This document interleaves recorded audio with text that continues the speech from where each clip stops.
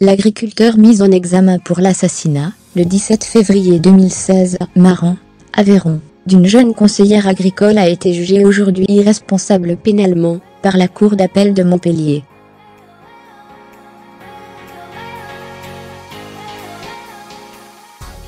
La Chambre de l'instruction s'est prononcée pour un internement psychiatrique, jugeant, sur la base des rapports de 4 experts psychiatres, que l'homme de 47 ans ne pouvait être jugé devant une cour d'assises, son discernement étant aboli en raison d'une schizophrénie paranoïde et délirante.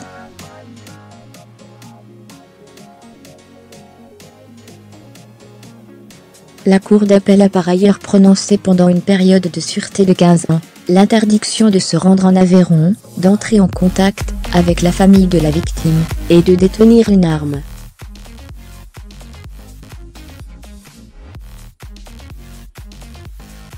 L'interdiction de se rendre en Aveyron correspondait à une forte attente de la famille d'Élodie Bonnefille, a réagi auprès de l'AFP Stéphane Mazard, leur avocat.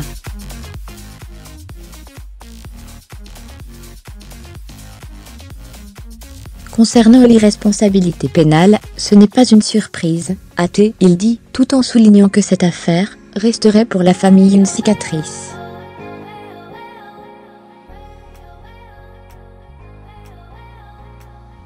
L'audience du 9 novembre, au cours de laquelle la famille avait pu voir Xavier Espinasse, avait eu une vertu pédagogique, avait-il souligné.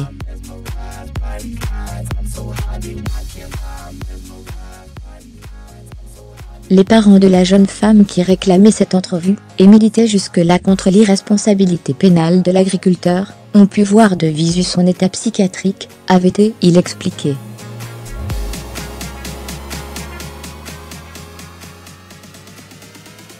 Pendant sa garde à vue, l'agriculteur avait notamment expliqué que depuis plusieurs jours, des choses n'allaient pas chez les hommes et les animaux de la ferme, et qu'il fallait qu'il tue la jeune femme pour que cela cesse.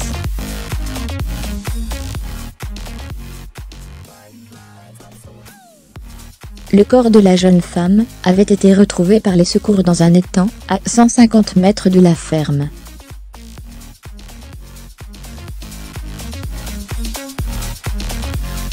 L'autopsie avait conclu qu'elle avait été brutalement ceinturée, étranglée, puis noyée.